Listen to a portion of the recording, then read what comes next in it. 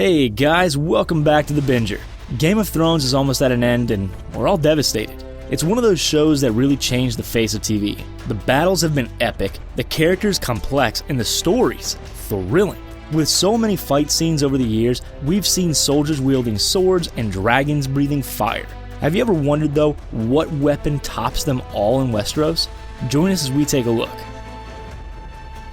Poison. Poison is considered cowardly and despicable in Westeros, as it's just too easy. Any sneak with light feet and a quick hand can slip poison into a cup. Just ask Olenna Tyrell about that. It may not be the noblest way to get rid of an enemy, but it's effective. When Olenna poisoned Joffrey at his wedding feast, it was one of the best moments in television history. The character was so hated by that point in Season 4 that fans were practically begging for it to happen. Joffrey's demise was wonderfully poetic and beautiful in that really disgusting way that Game of Thrones does so well. The Boy King isn't the only character to have an encounter with the liquid weapon either. The Mountain is almost slain when Oberyn Martell's poison spear wounds him, but he was healed with magic. The Red Woman also fell victim to this tincture, but also managed to evade the Big Sleep. When it's done properly, poison is a very effective means to an end. The only thing is, it's quite easily traceable to who did it. You also have to get it into the bloodstream of the victim, which is easier said than done. It's all very cloak and dagger, so you've got to have the brains as well as the brawn to pull it off. Direwolves. Cast your mind back to the very start of Game of Thrones. When Ned Stark was still alive, Sansa had never been married, Arya's list hadn't been conceived, and Cersei was still just a nasty woman kept in check by her husband. Memories. While out in the forests, Ned and his sons came across some puppy direwolves, which also happened to be the animal on the Stark banner. He begrudgingly allows his kids to keep them as there's enough for each one. It's lucky that he did make that choice, really. At least the dogs were around to protect the Stark kids after Ned gets himself executed. The direwolves have saved the day on many occasions over the years, but they're more than just faithful dogs. In adulthood, they're the same size as a small horse and 1,000,000 times more powerful. With incredible jaws that can crush bones to dust, they're a force to be reckoned with. Not only that, but their speed, agility, and sheer passion for the fight goes a long way. If you're a Stark, then a direwolf is a precious resource to have. The only remaining four-legged friend at Winterfell is Ghost, Jon's wolf. Arya's pet Nymeria is still alive, but she chased her away in the early seasons, fearing for her life after she bit Joffrey. The Lannisters eventually execute Sansa's wolf, Lady, as punishment when Nymeria couldn't be found. That caused a little bit of sibling tension. Arya's Dragonglass staff. If you're not up to date with the latest season of the show, A, what are you thinking? And B, look away now. Arya's entire body is essentially a weapon, considering that she was trained by the deadliest assassins in the Seven Kingdoms. While she's handy in a fight, Arya commissioned Gendry to make her a special weapon for the epic battle against the White Walkers. Gendry came through, producing a staff with dragonglass pointy bits. At the battle, Arya kicked some serious butt, wielding that thing with so much power that Sir Davos looked on in shock. Of course, no one but Arya knows what she's been through, where she's been, or how skilled she's become. The weapon does Arya well when the Whites get over the Winterfell walls, but she soon becomes overwhelmed. And it's a great moment that shows us Arya can still feel fear in the face of things more powerful than she is. Interestingly enough, when she slays the Night King, it's with her Valyrian Steel blade and not the staff. The two-ended weapon lands in this position as it's a great tool, but only truly powerful if you're trained to use it as well as Arya. Without that vital knowledge, you may as well stick some chicken on it and use it as a kebab skewer. Wildfire. Wildfire has an important part to play in keeping the Lannisters on the Iron Throne so far. Back in Season 2, Cersei was trying to keep her insufferable son Joffrey as king, but his uncle Stannis Baratheon wasn't having any of it.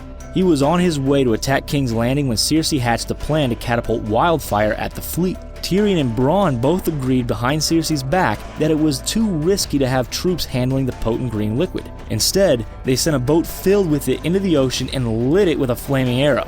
After all, if one idiot dropped a jar, the entirety of King's Landing could have gone up in a puff of smoke. Specially made by the Alchemist Guild, Wildfire is so powerful that the Targaryens used it in place of Dragonfire when the last of the dragons fizzled out. That being said, its power is also its biggest downfall. It's incredibly hard to control and poses a great risk for anyone silly enough to be near it. Just one wrong move and everything would turn to cinders. The only way you can put Wildfire out is to throw tons of sand on it. While it's an incredible substance to have, it could ultimately do more harm than good, hence its position on this list. The Red Woman. There are old gods, new gods, gods of light, and gods of pretty much everything that you can think of kicking around Westeros. A lot of people believe magic to be something that never existed, but the Red Woman, Melisandre, proved them all wrong. Melisandre appeared at the court of Stannis Baratheon and charmed her way into his affections. Within a short time, he was converted to her religion and was a sucker for anything she said. For her part, she thought he was the reincarnation of the prince that was promised, Azor Ahai. She was wrong. Together, Stannis and the Red Woman do unspeakable things, like sacrificing his only daughter to the Lord of Light. It didn't do them much good in the end, but it certainly indicated that Melisandre wasn't playing when it came to her goals. Her plan doesn't work and she runs away, but she still has undeniable power. Melisandre was ancient, but her red choker stopped her from being seen in her true form. Her feminine wiles and beauty were enough to bring any man to his knees, which should never be underestimated. Whether she is evil or not, it's up for debate, as she helps the Starks keep the Whites at bay using her magic. She lights the trench when Daenerys' dragons fail to show up, and makes all the Dothraki swords come alive with flames. Her talents can't be used anymore though, as she ended the episode by ripping off her choker and shriveling up into nothing in the snow. Sir Davos would have done the job if she hadn't done it to herself, so it's for the best. Valyrian Steel. We hear about Valyrian Steel so much in the show, but let's just remind ourselves what it actually is. Unlike any other steel, when shaped into a blade, the metal remains sharp.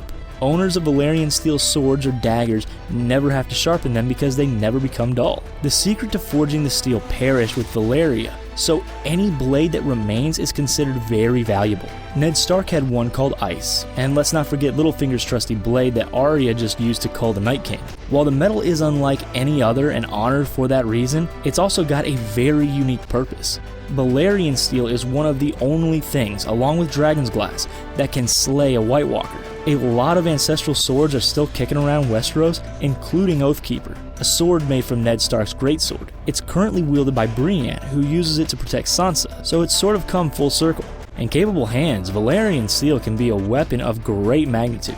Weapons made from it are so rare though, that you'll have better luck finding Cersei's sense of humor. If there was a constant supply of it, and it was in the right hands, the Lannisters may have never managed to keep the Iron Throne. Dragons. What can get rid of hordes of pesky enemies in one fell swoop? No, not a bad bout of food poisoning. But dragons, of course. Dragons are a pivotal part of the show for so many reasons. A lot of people didn't believe that sorcery and magic ever existed. When the dragons re-emerged, magic seems to reappear. It all happened such a long time ago that people recall the tales as if they were simply stories. Old Nan used to tell Bran about the otherworldly things long since past, but everyone thought it was just a tale. They didn't realize that they were all based on truth. That is, until the dragons came back. Would Daenerys have got as far as she has without her giant winged children?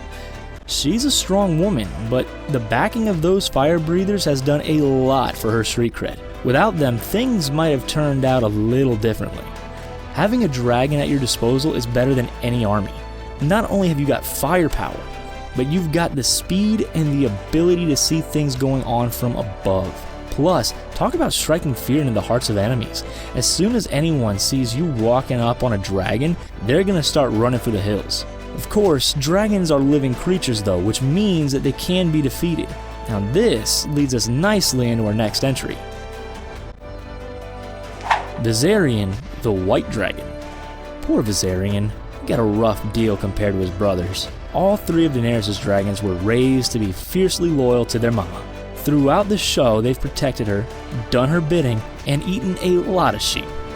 Sadly, at the end of Season 7, the Night King got to Viserion with a well-timed spear. Everyone thought it was the worst thing to happen, but more was yet to come.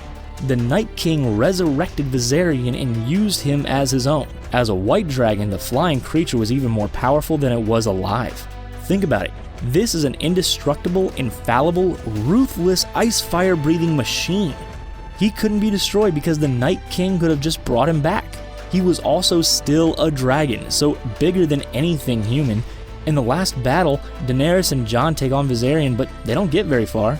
It's only when Arya gets the Valyrian blade into the abdomen of the Night King that he disintegrates with the rest of the Whites. The evil weapons tend to be the most badass, which is why the ones that wield them tend to get so far. After the last episode, Daenerys is down to one dragon thanks to Euron Greyjoy and his Iron Fleet. It's sad that the Mother of Dragons had to say goodbye to another baby, but at least this one wasn't made into an icy hybrid, right? White Walkers. It's easy to forget, but the White Walkers themselves were originally created as a weapon. The Children of the Forest only wanted to protect themselves from the First Men, who had been pursuing them mercilessly. If only the children knew what they were doing. Bran learns the truth when he encounters the Three-Eyed Raven and what's left of the magical race.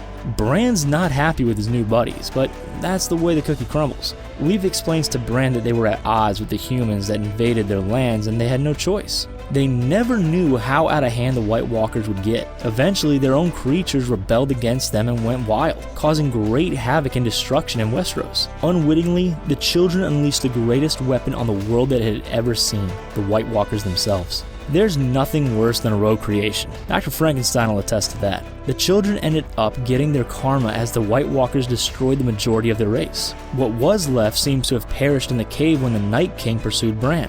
Leaf, in an attempt to save the future Three-Eyed Raven, let the youngest living Stark flee as she tackled the Whites and their king. The White Walkers may be toast for now, but they get prime position on this list. With their magical powers, it was sheer luck that anyone got out alive. So, what do you think? Have we covered enough battle-worn ground, or have we left something vital out? Let us know in the comments. And before you go, be sure to give this video a big thumbs up and hit that subscribe button. Come on, you don't want to miss any of our great content about your favorite TV shows and movies now, do you? I didn't think so. Until next time, thanks for watching. See you in the next video.